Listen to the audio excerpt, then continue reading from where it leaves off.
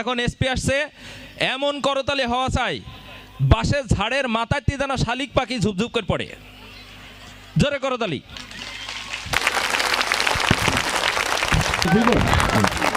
আমার ঘরে আমি মেম্বার, পহরের মায়া চেয়ারম্যান, বিয়া করলাম কেন রে দাদা, বিয়া করলাম কেন? আমার ঘরে আমি মেম্বার, আমার ঘরে আমি মেম্বার, পহরের মায়া চেয়ারম্যান, বিয়া করলাম কেন রে দাদা, বিয়া করলাম কেন? আসসালামু আলাইকুম। ওয়ালাইকুম আসসালাম। বিশ্বাস করেন আমি কক্সবাজার হানিমুনে গেছিলাম, কিন্তু যাইতে চাই নাই, জোর করে পাঠাইছিল। বউরে নিয়ে গাড়িতে চড়ার সময় আমি পইরা গেছিলাম। বউ কইলো তুমি কোনোটাতেই ঠিক মতো চড়তে পারো না। ও কেন এই কথা কইলো আমি বুঝতে পারলাম না। আমি তাড়াতাড়ি গাড়ির উপর উঠে গেলাম, দেখো আমি একবার চড়তে পারি, এইবার তুমি আমার আর অপবাদ দিতে পারবা না। বউ কইলো তুমি কোনো কথার মানেই বুঝতে পারো না। আমি যে হোটেলে গেলাম, সে হোটেলের ম্যানেজার আমারে কইলো এইটা কি আপনার বউ? আমি কইলাম হ, এইটা আমার নিজস্ব বউ, কারো কোনো ভাগ নাই। বললো এইটা আগে আপনার বউ, প্রমাণ দেখান। আমি কইলাম সবার সামনে।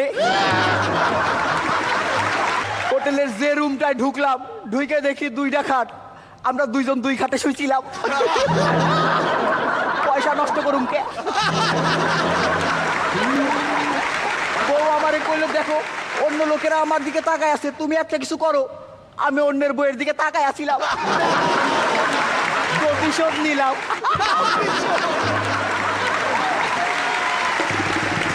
বউরে নিয়ে যেই বাড়িতে আসলাম, বউ আমারে কইলো ঘটক বলছিল যে আমি তোমার বাড়ি আসলে পায়ের উপর পা তুলে খাইতে পারবো, কিন্তু তোমার মা তো আমারে রান্না করতে কইলো। আমি কইলাম রান্না না করলে পায়ের উপর পা তুলে খাইবা কি? তো আমার বাচ্চাটা মাশাআল্লাহ একটু বড় হয়েছে, পরে কথা শিখাচ্ছি। এই আব্বা বলো, আব্বা বলে আব্বা বলো, এই শালা আব্বা বল, শালা।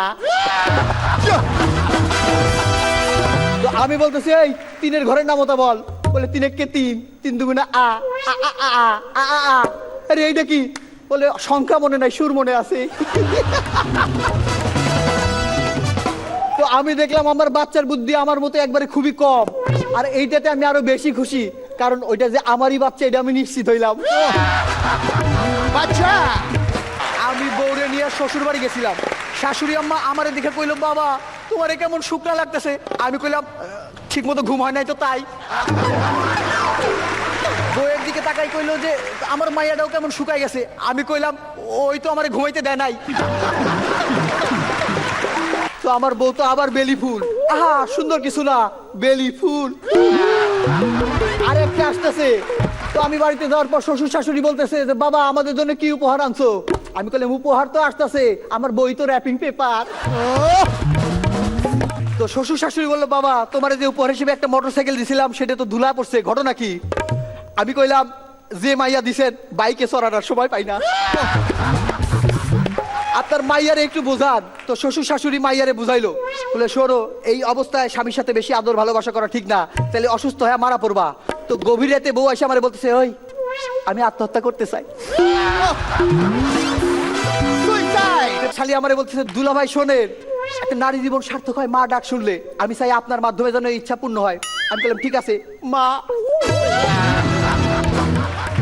বললো না দুলা ভাই আমি চাই আপনার বাচ্চা যেন আমারে মা ডাকে। আমি বললাম ঠিক আছে ওরে শিখা দেবনি, এই ওরে মা ডাকবি।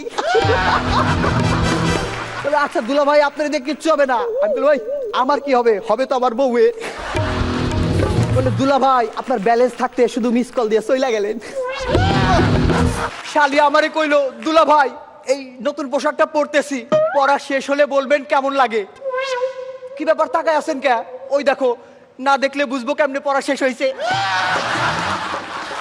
শালি নতুন পোশাক পইরা কইলো দুলা ভাই আগে ওইটা পরছিলাম এখন এইটা পরছি, কোনটা ভালো লাগছে?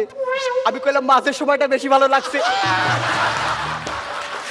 বউ আমারে কইলো তোমার শালিরে তো দেখতে আসতেছে, যাও বাজার থেকে একটা চেন নিয়ে আসো। আমি কইলাম সিসি চেন খুলে আবার কি দেখবো?